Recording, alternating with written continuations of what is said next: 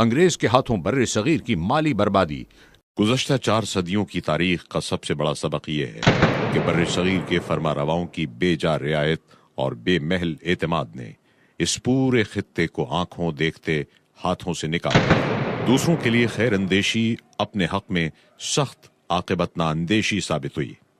چاہیے تو یہ تھا کہ انگریز ممنون اور احسان مند ہوتے، تہذیب و شرافت، عدل و انصاف، مروت و اخلاق کا تقاضا پورا کرتے اور شکر گزاری کے ساتھ اپنی جائز تجارت میں مشغول رہتے، مگر انہوں نے شروع ہی سے ناجائز فائدہ اٹھایا، اپنی جبلی بربریت، جال سازیوں، چالاکیوں اور غداریوں کو کام میں لا کر لوٹ کھسوٹ کا بازار گرم رکھا۔ بر صغیر کی دولت مندی ایک کہانی بن کر رہ گئی اور بر صغیر ہند و پاک تمام دنیا میں سب سے زیادہ غریب، فاقہ زدہ اور کنگال ملک بن گیا۔ یہ سلسلہ ابتدائی تجارت سے لے کر آخری ایام حکومت کے 300 برس سے زائد عرصے تک برابر جاری رہا، مگر ان کے دلوں میں ذرا بھی رحم دلی پیدا نہ ہوئی اور مقامیوں کی بے چارگی اور مصیبتوں کا ذرہ برابر خیال بھی نہیں آیا۔ سر ولیم ڈگبی ممبر پارلیمنٹ اپنی کتاب پراسپرس برٹش انڈیا میں انگریزی ادوار کا نقشہ کھینچتے ہوئے لکھتا ہے، اور جو غیر معمولی غربت ہندوستان بر اعظم میں پھیل رہی ہے وہ ہمارے اس طرز حکومت کا نتیجہ ہے جو نیک نیتی سے مگر غلطی سے پہلے شروع کی گئی اور اب تک بحال رکھی گئی۔ وہ اصول حکومت 3 اقسام کے ہیں۔ اول، تسلط بذریعہ تجارت، یعنی بر صغیر کی دولت اعلانیہ اور ننگے طور پر سمیٹنا۔ دوم، تسلط بذریعہ اطاعت بالجبر، یعنی بر صغیر صرف انگلینڈ کے لیے ہے۔ اور سوم، تسلط بذریعہ خوش معاملگی کا دکھلاوا، یعنی زور کے ساتھ ہندوستانی قوم کو ادنا حالت میں لازمی طور پر قائم رکھنا۔ سر ولیم ڈگبی کے مطابق ایسٹ انڈیا کمپنی کے 3 ادوار میں 3 اصول حکومت اپنائے گئے۔ پہلا دور 1608 تا 1757 تسلط بذریعہ تجارت، دوسرا دور 1757 تا 1832 تسلط بذریعہ اطاعت بالجبر، تیسرا دور 1832 تا 1901 تسلط بذریعہ خوش معاملگی کا دکھلاوا۔ کمپنی کے ڈائریکٹروں کی ایک یادداشت میں لکھا ہے، ہمارے خیال میں یہ بڑی دولت جو ہم نے ہندوستانی تجارت سے حاصل کی ہے ظالمانہ اور جابرانہ دستور العمل سے مہیا ہوئی ہے، ایسا دستور العمل جس کی نظیر نہ کسی ملک میں ملتی ہے اور نہ کسی زمانے میں ملے گی۔ وہ کمپنی جس کا ابتدائی سرمایہ 1601 عیسوی میں کل 30,000 پاؤنڈ تھا، جو لندن کے 100 تاجروں نے مل کر اکٹھا کیا تھا، تقریباً 60 برس تجارت کے بعد اس قدر دولت مند ہو جاتی ہے کہ وہ شاہ انگلستان کو 3 تا 4 لاکھ پاؤنڈ نذرانہ پیش کرتی ہے۔ اس سے پتہ چلتا ہے کہ اس عجیب و غریب تجارت سے اس نے خدا جانے کتنے کروڑ پاؤنڈ حاصل کر لیے ہوں گے۔ حالانکہ اس زمانے میں اسے ہالینڈ، ڈچ، فرانسیسیوں، پرتگیزوں اور جرمنوں سے بھی مقابلہ کرنا پڑا۔ کمپنی جرائم پیشہ، ڈاکو، قاتل، چور، جالساز، بدماش اور غیر شریف لوگوں کو ملازم رکھتی جو جابرانہ لوٹ کھسوٹ کر سکیں۔ جب حکومت انگلستان نے کمپنی کو سر ایڈورڈ مائیکل بوردن کو بھرتی کرنے کے لیے کہا تو ایک عجیب ریزولوشن کی نقل بھیجی گئی جس کا مطلب یہ تھا، کسی ذمہ داری کے کام پر جنٹل مین کو نہ رکھا جائے اور گورنمنٹ سے درخواست کی جائے کہ ہمیں اپنے کاروبار کے لیے اپنے ہی قسم کے لوگوں کا انتخاب کرنے کی چھوٹ دی جائے۔ کہیں ایسا نہ ہو کہ شرفا کو نوکر رکھنے سے کمپنی کے عوام الناس حصے دار شبہ میں پڑ کر روپیہ واپس لینے لگیں۔ کمپنی کی تنخواہیں بہت کم تھیں۔ ان تنخواہوں پر بھلے مانس اور شریف لوگوں کی بجائے نکمے، شریر اور جرائم پیشہ لوگ جن کو انگلینڈ میں روٹی ملنا مشکل تھی وہ ہندوستان کے لیے ٹوٹ پڑے اور یہاں ہر طریقے سے روپیہ بنانے کے لیے ہر قسم کے مظالم اور وحشیانہ کارروائیاں بے تحاشا جاری کی۔ نواب کرناٹک نے کمپنی ڈائریکٹرز کو لکھا، آپ کے نوکروں کا کوئی کاروبار تو ہے نہیں، نہ آپ انہیں معقول تنخواہ دیتے ہیں، پھر بھی چند ہی سال میں وہ کئی لاکھ اشرفیاں کما کر واپس جاتے ہیں۔ اتنی قلیل مدت میں بغیر کسی ظاہری ذرائع کے یہ بے حساب کمائی کہاں سے آتی ہے؟ ہم اور آپ دونوں سمجھ سکتے ہیں۔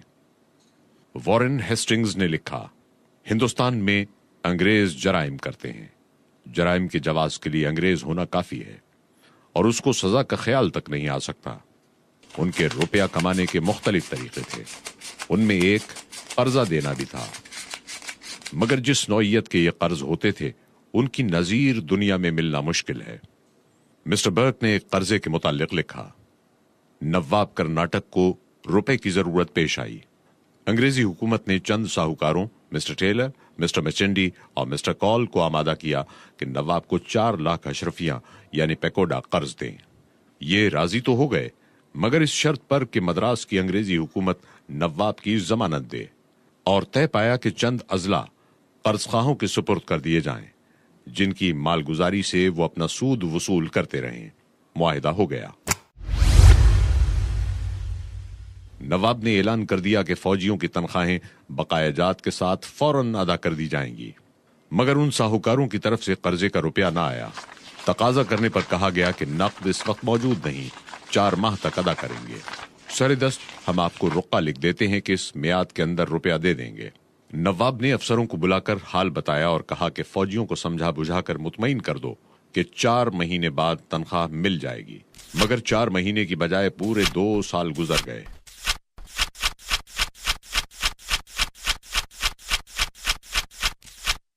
اور فوجیوں کو تنخواہ نہ ملی، بلکہ 2 سال کی تنخواہ مزید ادا کرنا پڑی۔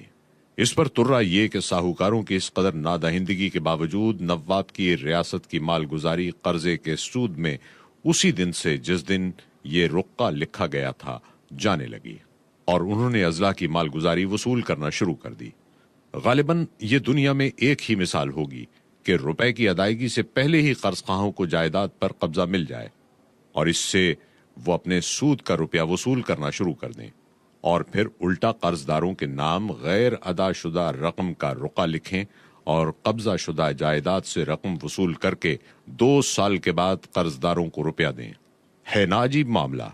نہ دیکھا نہ سنا۔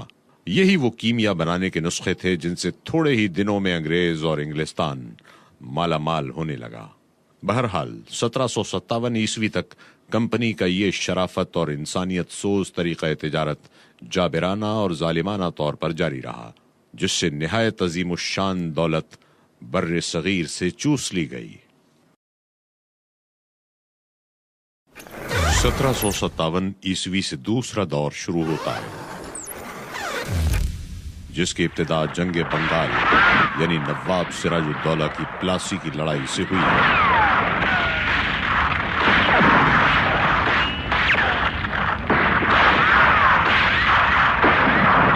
سر ولیم ڈگبی کے الفاظ میں کمپنی کا دوسرا دور جبر کا دور کہلاتا ہے۔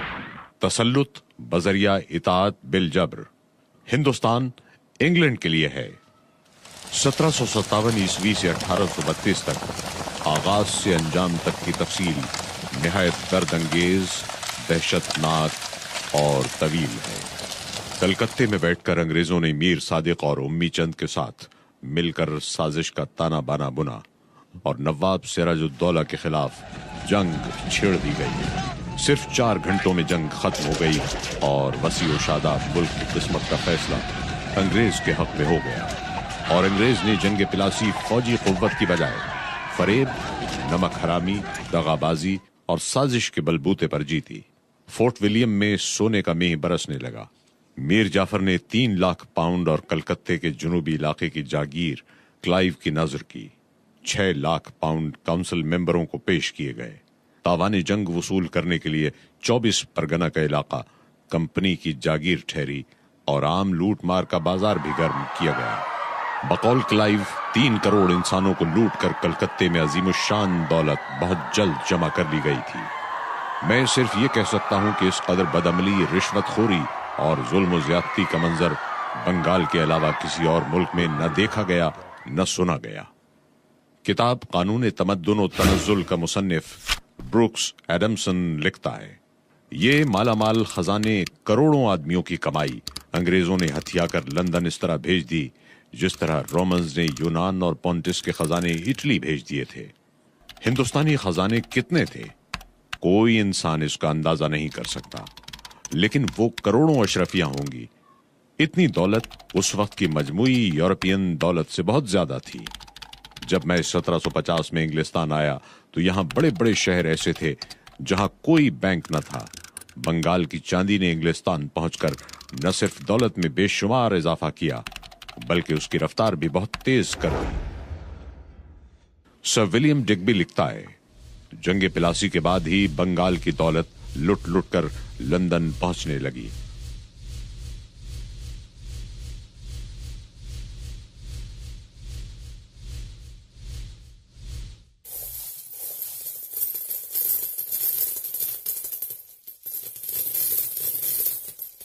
بقول بینز لنکا شائر میں سوت کاتنے کے سادہ چرخے تھے۔ بہت سی ایجادات صدیوں سے دبی پڑی تھیں۔ جب انہیں کام میں لانے کی قوت یعنی روپیہ مل گیا تو 1760 عیسوی کا صنعتی انقلاب شروع ہو گیا۔ صنعت و حرفت میں انگلستان کی برتری کرناٹک اور بنگال کے خزانوں کا فیض ہے۔ جنگ پلاسی میں فتح کے بعد سونے کا دریا انگلستان کی طرف بہنا شروع ہو گیا۔ ہماری صنعت و حرفت کا بازار ٹھنڈا تھا۔ سوت کاتنے اور کپڑا بننے میں لنکا شائر کو ہندوستان پر کوئی فوقیت حاصل نہ تھی۔ بر صغیر کی دستکاری جس نے ہندوستانی کپڑے کو صناعی کا شاہکار بنا رکھا تھا، لنکا شائر تو کیا پورے مغرب میں کہیں موجود نہ تھی۔ جو حال روئی کا تھا وہی لوہے کا تھا۔ کانکنی اور آہنگری دونوں کام انگلستان میں ڈھیلی رفتار سے چل رہے تھے۔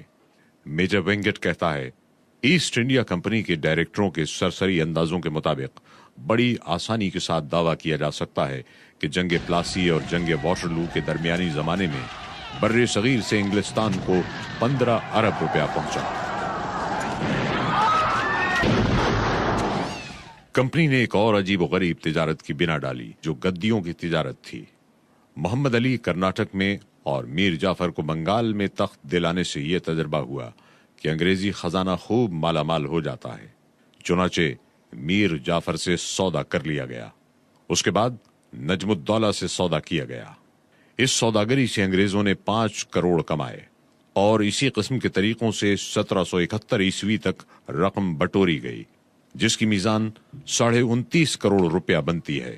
اس عجیب لوٹ کھسوٹ کے ساتھ ساتھ ایک اور عجیب و غریب مہلک وار کیا گیا۔